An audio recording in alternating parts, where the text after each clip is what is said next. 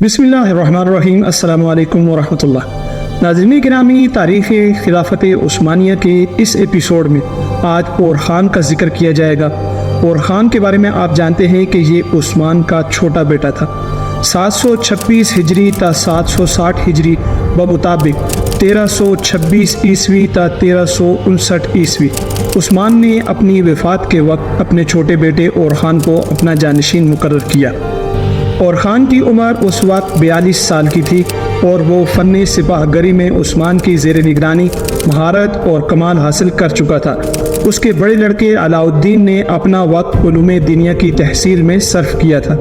فن حرب سے اس کو مناسبت نہ تھی، تاہم عثمان کی وفات کے بعد اور خان نے سلطنت کو باہم تقسیم کر لینے پر آمادگی ظاہر کی، لیکن علاء الدین نے باپ کی وصیت نیز اپنی سکون پسند طبیعت کی بنا پر اس کو نامنظور کیا اور خان کے اصرار پر صرف انتظام مملکت کی ذمہ داری قبول کی، یعنی تخت سلطنت سے کنارہ کش ہونے کے باوجود بار سلطنت کا اٹھانا قبول کیا اور دولت عثمانیہ کے پہلے وزیر کی حیثیت سے آئین ملک کی ترتیب و تنظیم میں مشغول ہوا۔ اصلاحات۔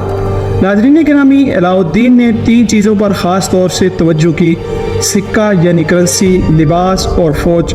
اگرچہ سلطان علاء الدین سلجوقی نے عثمان کو خطبہ کے علاوہ اپنے نام کا سکہ جاری کرنے کی بھی اجازت دے دی تھی، تاہم عثمان نے صرف خطبہ ہی پر قناعت کی تھی اور اپنا سکہ جاری نہیں کیا تھا، اور خان کی تخت نشینی کے وقت تمام ایشیائے کوچک میں صرف سلجوقی سکے رائج تھے۔ اب علاء الدین نے بادشاہت کے اس امتیاز کو بھی اختیار کیا اور اسلامی مملکت میں اور خان کے نام کے سکے جاری کیے۔ اب تک لوگوں کے لباس میں بھی کوئی خاص فرق و امتیاز نہ تھا۔ علاء الدین نے رعایا کے مختلف طبقوں کے لیے مختلف قسم کے لباس تجویز کر کے ان کے متعلق قوانین نافذ کیے۔ شہری اور دیہاتی، مسلم اور غیر مسلم، ہر طبقہ کا لباس الگ الگ مقرر کیا۔ فوج کی اصلاحات۔ لیکن علاء الدین کا سب سے بڑا کارنامہ وہ فوجی اصلاحات ہیں جن سے دولت عثمانیہ کی طاقت دفعتاً بڑھ گئی اور جو 300 برس تک اس کی حیرت انگیز فتوحات کی ضامن رہی۔ ارطغرل اور عثمان کے زمانہ میں کوئی باقاعدہ فوج نہ تھی، بلکہ یہ دستور تھا کہ جب کوئی جنگ پیش آنے والی ہوتی تو پہلے سے اعلان کر دیا جاتا کہ جو شخص لڑائی میں شریک ہونا چاہے وہ فلاں روز فلاں مقام پر حاضر ہو جائے۔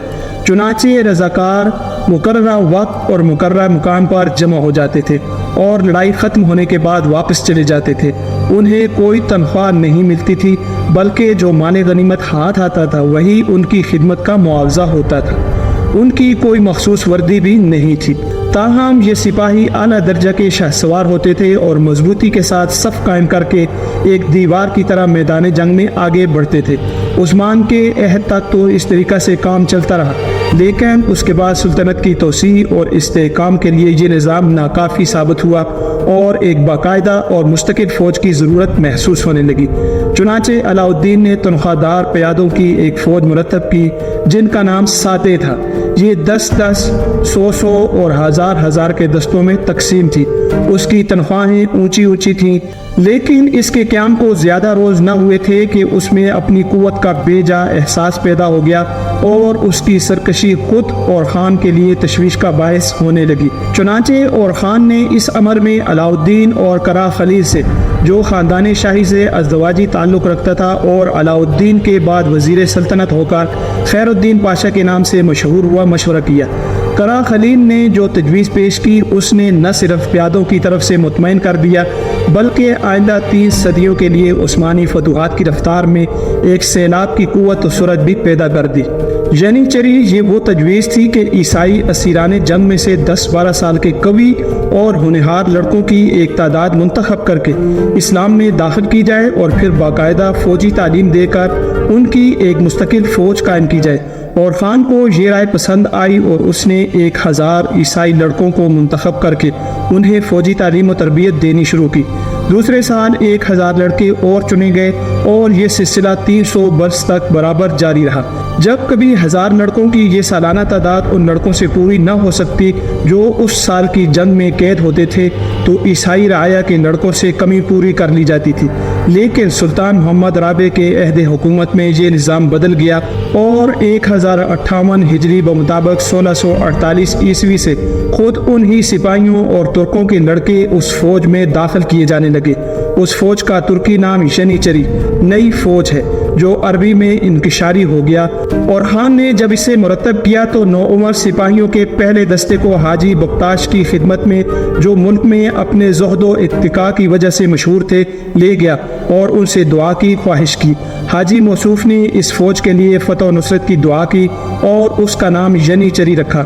سلطنت عثمانیہ کی ابتدائی 30 صدیوں میں جو اس کے عروج و ترقی کا زمانہ تھا، اور سلطنت کی تمام فتوحات زیادہ تر اسی فوج کے زور بازو کی رہین منت تھی۔ جو لڑکے اس فوج کے لیے منتخب کیے جاتے تھے، پہلے انہیں ایسے ماحول میں رکھا جاتا تھا کہ وہ خود بخود اسلام کی طرف مائل ہوتے جائیں۔ اسلام قبول کرنے کے بعد انہیں سلطان کی خاص نگرانی میں فن حرب کی اعلیٰ تعلیم دی جاتی تھی۔ ان کی فوجی تربیت میں حد درجہ سختی برتی جاتی تھی، جس کا نتیجہ یہ تھا کہ وہ ہر قسم کے شدائد کو آسانی سے برداشت کر لیتے تھے۔